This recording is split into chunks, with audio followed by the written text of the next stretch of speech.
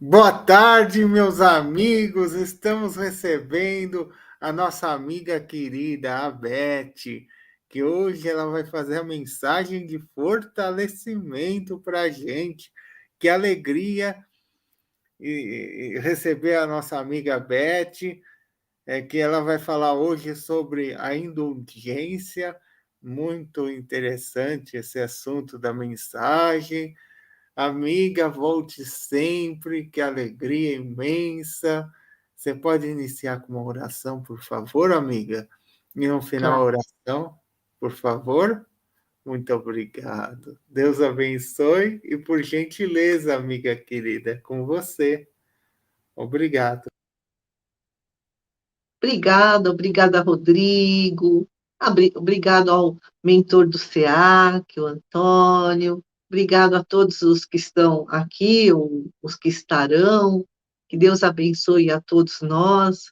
Agradeço por mais essa oportunidade e peço a Deus e a Jesus que estejam sempre conosco, nos amparando nos momentos difíceis, e também nos momentos de alegria, que possamos continuar conquistando as nossas virtudes, os nossos tesouros espirituais, e que aproveitemos da melhor forma possível essa caminhada evolutiva na oportunidade dessa nossa encarnação.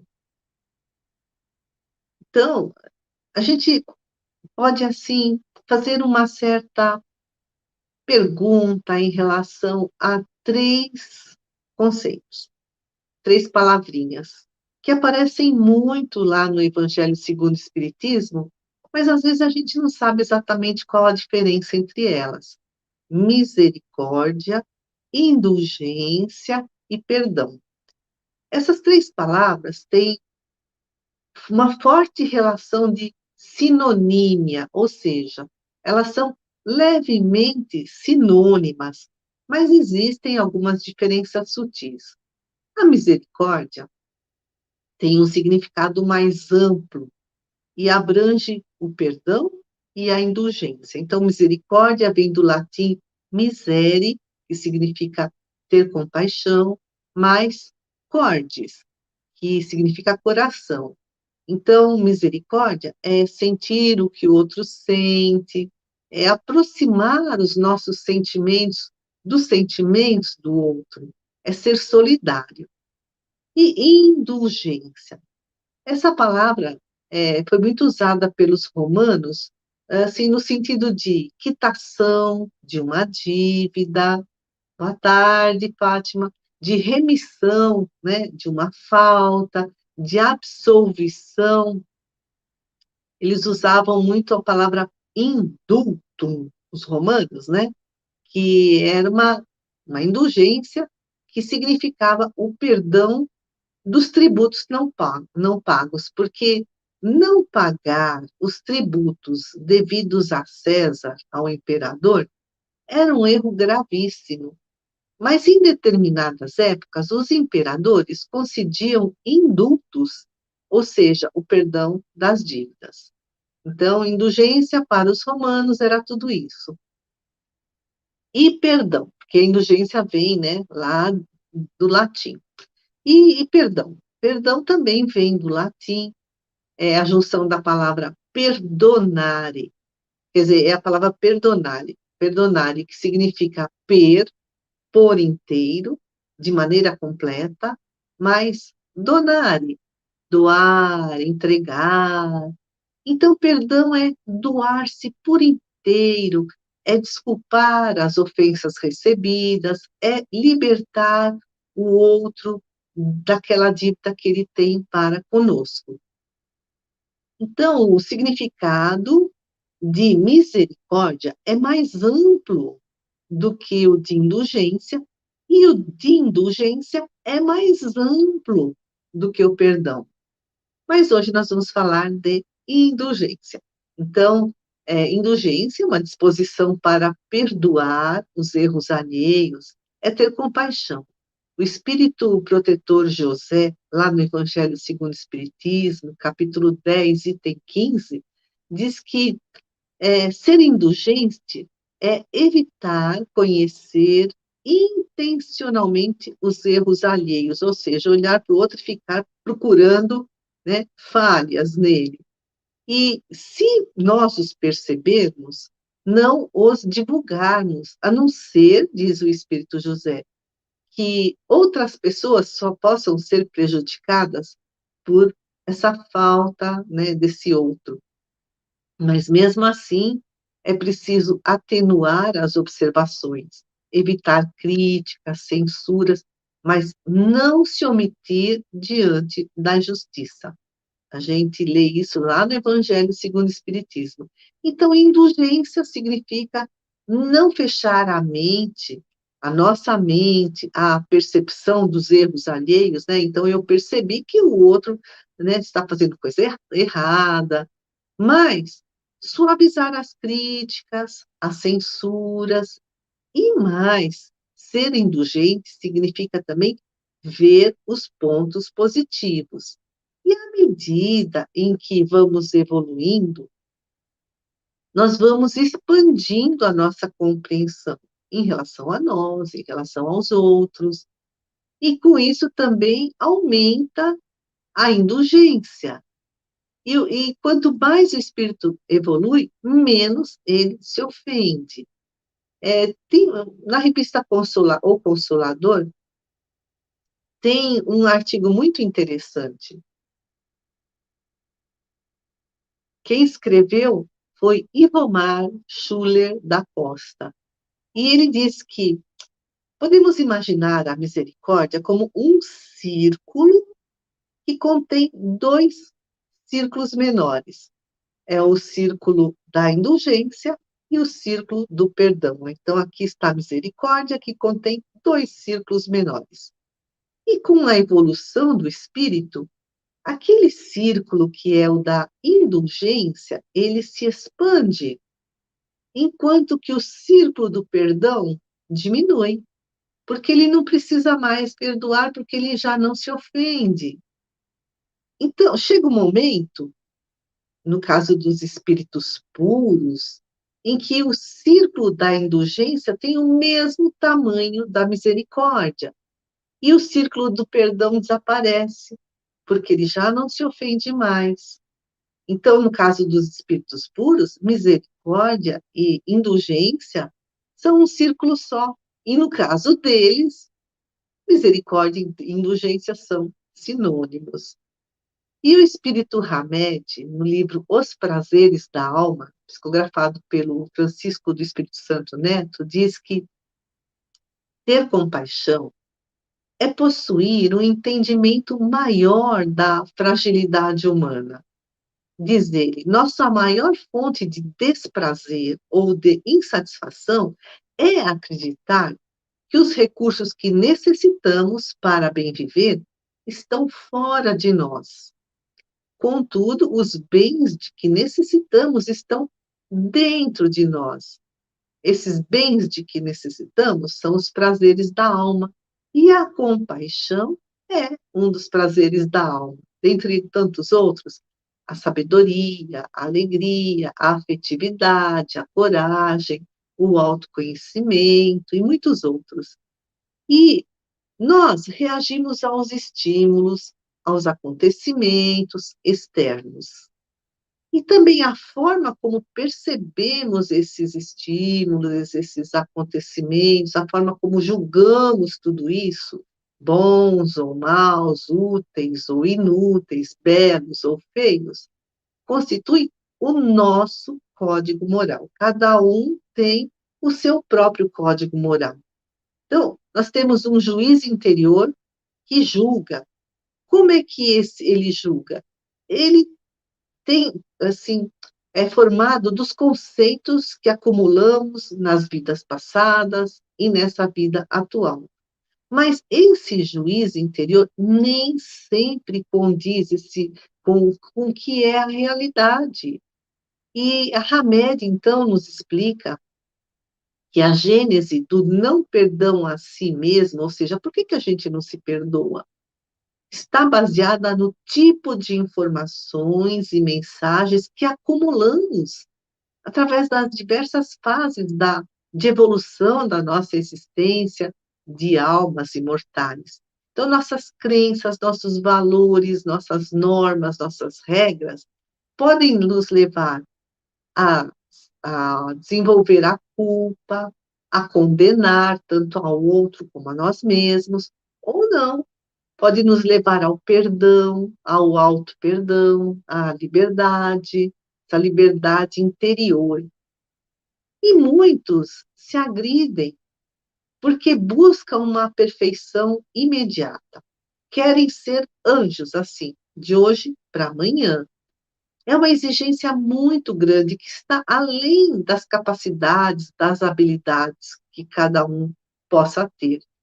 Então, a exigência de perfeição, diz o Hamed, é considerada nossa pior inimiga, porque nos leva a sermos hostis conosco mesmos.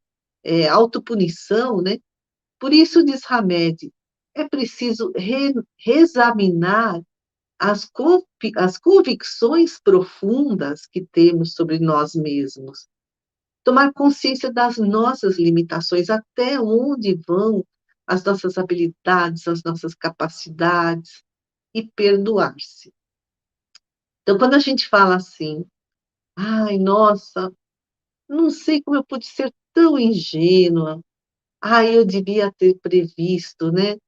Tudo isso que aconteceu, eu já devia ter, né, percebido que isso aconteceria. Ah, eu não consigo me perdoar. São expressões de culpa, e a gente fala isso com muita frequência, né? Então, quem se exige demais? Isso tudo é se exigir demais. E quem se exige demais também exige demais dos outros.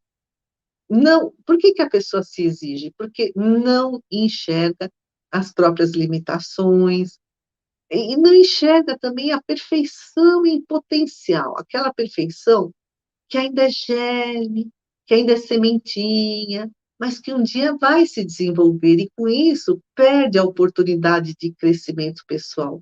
Esse crescimento pessoal não pode ser assim, né? Uma coisa instantânea. É um crescimento natural, gradativo, constante.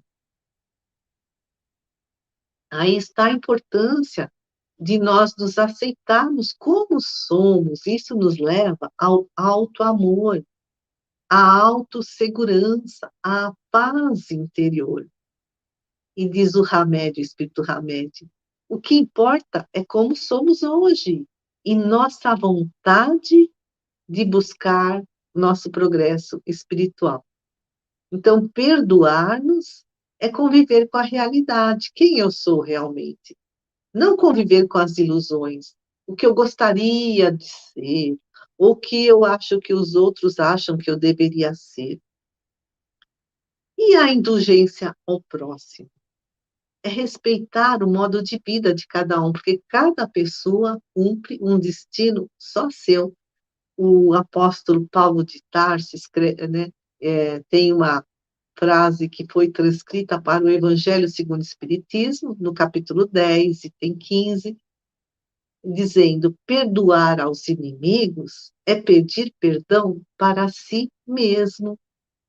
E Hamed comenta essa frase: enquanto nós não nos libertarmos da necessidade de castigar e punir tanto a nós como ao próximo, não estaremos recebendo a dádiva da compreensão para o auto-perdão. Então, a gente perde tempo julgando, criticando, condenando, e aí perde a oportunidade de desenvolver a compreensão em relação a nós, em relação ao outro. E é essa compreensão que leva ao perdão de nós mesmos e do outro. Também diz o Evangelho segundo o Espiritismo: se sois duros, exigentes, inflexíveis, se tens rigor mesmo por uma ofensa leve, né? Alguém fez uma coisinha de nada para a gente já fica ofendido. Como quereis que Deus esqueça que todos os dias tens grande necessidade de indulgência? nós ainda somos imperfeitos. Então, precisamos dessa indulgência. Então, diz Hamed, é preciso criar oportunidades para que Deus seja indulgente conosco. Como? Trabalhando o amor para que ele cresça em nós, para que possamos nos perdoar. E também na continuidade, né, do capítulo 10 do Evangelho segundo o Espiritismo, lá no item 16, o José, Espírito Protetor, diz: sede indulgentes, meus amigos, porque a indulgência acalma, corrige, enquanto que o rigor desalenta, afasta, irrita, desalenta, né? Deixa a pessoa desalentada, desanimada. E a indulgência cria uma atmosfera energética que nos protege do impacto das vibrações destrutivas, né, que eventualmente venham de fora. Então, é preciso fazer essa autoanálise, porque essas crenças, essas ideias antigas, tipo assim, em nome da dignidade, em nome da honra, eu tenho que revidar. Isso cria um ambiente de discórdia, de ódio, de mágoa. E nos diz a benfeitora Joana de Ângeles, no livro Dimensões da Verdade, psicografado pelo Divaldo Pereira Franco, possivelmente quem te magoa carrega pesado tributo de desequilíbrio emocional, sob tormenta que desconheces. Então, resumindo, autoindulgência é a disposição de perdoar os nossos próprios erros, não alimentar a culpa, ter autocompaixão, ou seja, ser gentil conosco, cuidar de nós mesmos, não sermos cruelmente autocríticos, porque a imperfeição é uma experiência humana compartilhada. Todos somos imperfeitos aqui neste planeta, a não ser Jesus, né, que passou por nós. E essas imperfeições que existem, né, de uns para com os outros, acabam se conflitando. Por isso que precisamos desenvolver a compreensão, a indulgência. Então, e a autoindulgência traz muitos benefícios. A gente passa a ver a vida, os acontecimentos, as pessoas e a nós mesmos de uma forma mais clara, sem fugir da realidade, cair na ilusão, sem dimensionar, superdimensionar os problemas, exagerar, né, os problemas. Isso, né, ver as coisas de uma forma mais clara, nos torna emocionalmente mais seguros. E, com isso, nós conseguimos admitir com mais facilidade, com mais serenidade, aquelas áreas em nós que precisam de mudança. E quando nós enxergamos o defeito em nós, nós vamos querer fazer a mudança. Por quê? Porque nos preocupamos conosco. Então, vamos mudar o comportamento que está nos prejudicando. Por quê? Porque não queremos sofrer, porque nos amamos. Agora, a pessoa que é dura, que é autocrítica, ela acaba escondendo a verdade de si mesma. E, às vezes, até culpa os outros pelo erro que ela cometeu. E aí ela perde a oportunidade de aprendizado. E autocompaixão desenvolve em nós a motivação. Isso nos encoraja, sabe? Tipo assim, vai que você consegue. Nós acabamos aumentando a confiança na nossa própria capacidade. Enquanto que a autocrítica vem do medo.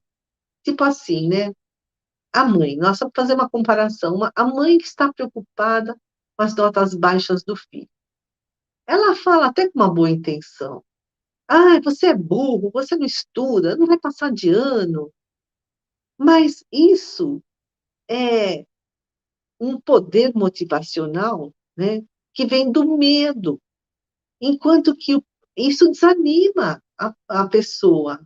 Puxa vida, eu sou mesmo um zero à esquerda, né? Mas o poder motivacional que vem da compaixão vem do amor.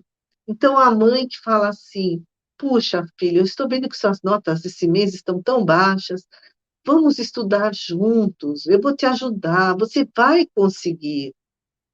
E os estudos mostram que as pessoas autocompassivas, as pessoas que têm, né, compaixão para consigo mesmas, elas são menos deprimidas, menos ansiosas, enquanto que o autocrítico, aquela pessoa excessivamente crítica consigo mesma, ela tem medo do fracasso e às vezes nem tenta, né?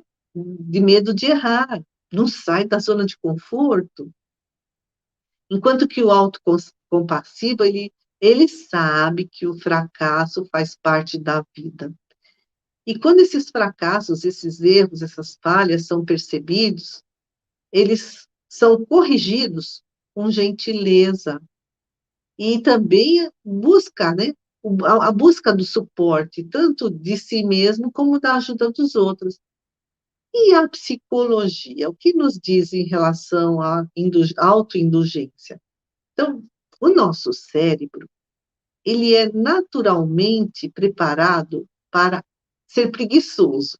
Olha, a gente busca a forma mais fácil de fazer as coisas, né? A gente, quando pode, a gente descomplica. Mas acontece na nossa vida situações que exigem muita atenção, exigem muito autocontrole e acaba gerando estresse.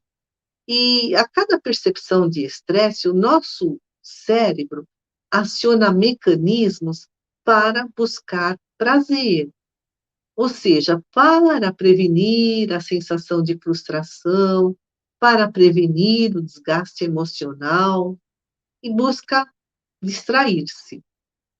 Distrair é uma palavra que vem de dis, que significa dois, mais trair. Então, distrair-se é ser traído por si mesmo. O problema não é a gente se distrair, não é a gente buscar prazer. O problema é o exagero.